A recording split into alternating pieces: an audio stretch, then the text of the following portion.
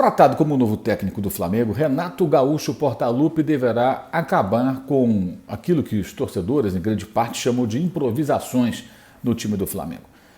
Em conversas com amigos, Renato costumeiramente diz que não gosta de improvisações, não considera adequado, digamos assim, situações como a de Willian Arão, volante, transformado em zagueiro por Rogério Ceni, eventualmente Diego jogando como um volante, um segundo volante, um segundo homem de meio campo, às vezes até um primeiro homem de meio campo, né?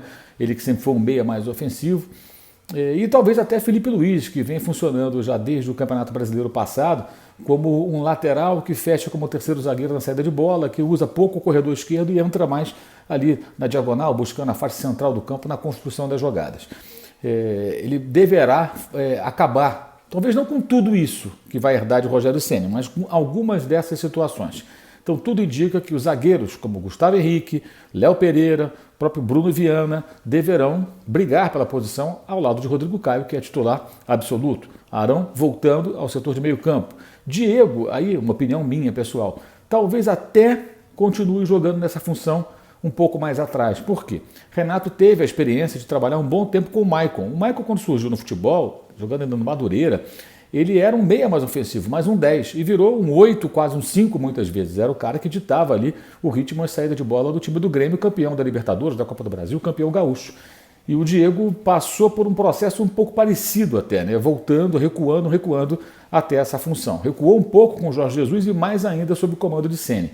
Então talvez até o Diego possa continuar jogando nessa função, até porque me parece que o jogador sente-se bem fazendo esse papel, parece satisfeito jogar dessa maneira. Mas a tendência é que o Renato elimine esse tipo de situação, né? Aquilo que o pessoal chama de improvisação. Eu já nem chamo mais de improvisação, porque o Arão joga na zaga já há algum tempo. Então, na verdade, virou um jogador que é zagueiro e também é meio-campista, joga nas duas funções, o que é muito comum. Existem inúmeros atletas no mundo inteiro que jogam em diferentes posições.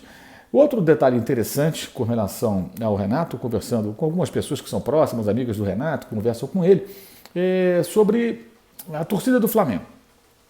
O Renato tem uma relação já há algum tempo meio de amor e ódio com a torcida do Flamengo, né?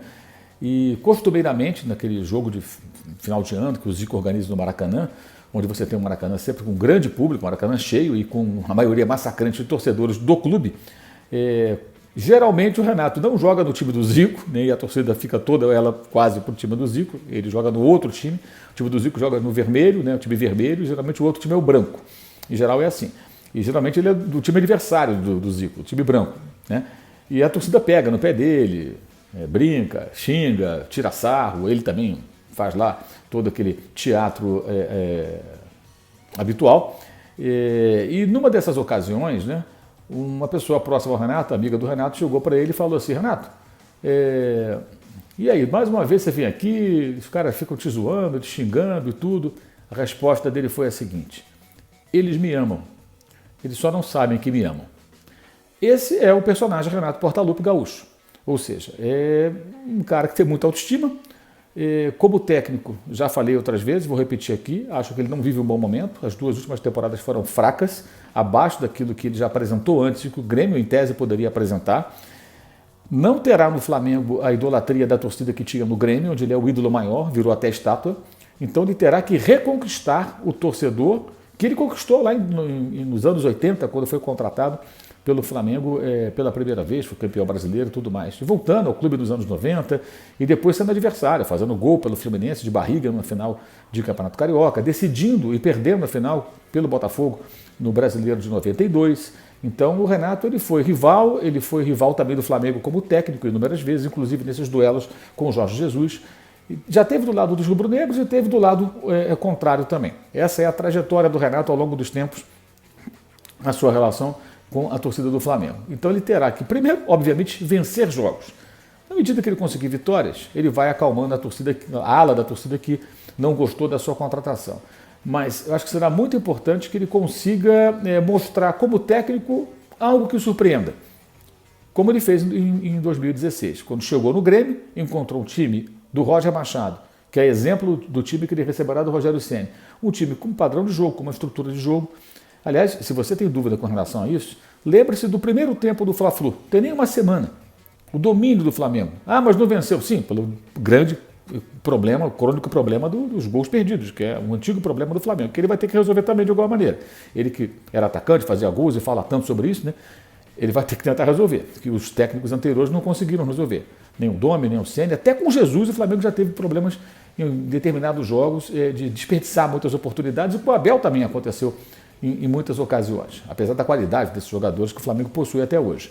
Mas foram jogos recentes que o Flamengo fez boas partidas, conseguindo se impor, tendo a bola, pressionando no campo do adversário, que é a proposta do jogo do Flamengo, é o padrão do jogo, é o que se aproxima, é o mais adequado também para esse perfil de jogadores que o Flamengo possui, que são jogadores técnicos, né? E o Renato, em 2016, no final daquele ano, chegou ao Grêmio, no lugar do Roger Machado, encontrou um time que estava no mau momento, mas era um time já com o padrão do jogo já organizado, com muitos jogadores experientes. E o Renato fez o quê? Ele não bagunçou o coreto, ele tentou arrumar a casa, mudou um pouquinho ali o sistema de marcação, a maneira como os zagueiros se comportavam, colocou um centroavante de referência que não tinha nos tempos do Roger, né? Jogava o Luan circulando e o homem que ficava muitas vezes ali descansando um pouco lá na frente, enquanto o Luan voltava para ajudar a marcar. Era o Luan numa ótima fase, começando uma ótima fase naquele momento, né? Depois viria a ser o melhor jogador da Libertadores 2017, sob o comando do Renato. E quem ficava à frente era o Douglas, o camisa 10. E isso com o Roger. E ele passa a utilizar um centroavante, pede contratação de homens que jogam lá dentro da área. Então o Renato ele aproveitou bem o trabalho do Roger e o aprimorou. E conseguiu títulos que o Roger não estava alcançando. O Rogério ganhou campeonatos, títulos, aliás, pelo Flamengo. Ganhou campeonatos, ganhou Brasileiro, Carioca, ganhou uma Supercopa, Taça Guanabara, então ganhou 4 troféus. Mas vivia um mau momento agora nesses últimos jogos. O time caiu muito de produção, foram 4 derrotas, evidentemente o momento não era bom. Mas o time tem uma proposta de jogo definida, ele tem um padrão de jogo. E isso significa encontrar um elenco, um time de futebol que não é terra arrasada, que não está destruído, que tem ali uma estrutura. E essa estrutura precisa de reforços, né? Precisa de uma repaginada. Essa é a tarefa do Renato. Se ele conseguir superar isso, eu acho que ele consegue reconquistar o torcedor. Agora, um detalhe que é importante. O Renato, como treinador, ele não está no nível do Jorge Jesus. Esperar o Flamengo jogando como jogou em 2019 é muito pouco provável. Pode até acontecer em alguns momentos, como aconteceu contra o time do Renato no Brasileiro do ano passado. Flamengo 4, Grêmio 2. O segundo tempo, sob o comando de Rogério Ceni, foi excepcional, com movimentos e jogadas e gols que lembraram o time de 2019. Pode acontecer, eventualmente, mas daquela maneira sistemática, rotineira, né?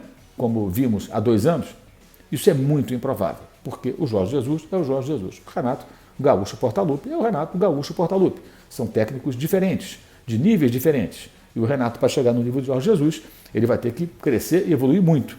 Pode também, ao mesmo tempo, aprender no dia a dia convivendo com jogadores. Jogadores que sabem muito bem o que fazia Jorge Jesus. Se tiver humildade e extrair desses atletas algumas ideias que o português colocou em prática e que ele possa eventualmente recuperar, ele pode se dar bem. E o Flamengo também. Vamos aguardar. Saudações.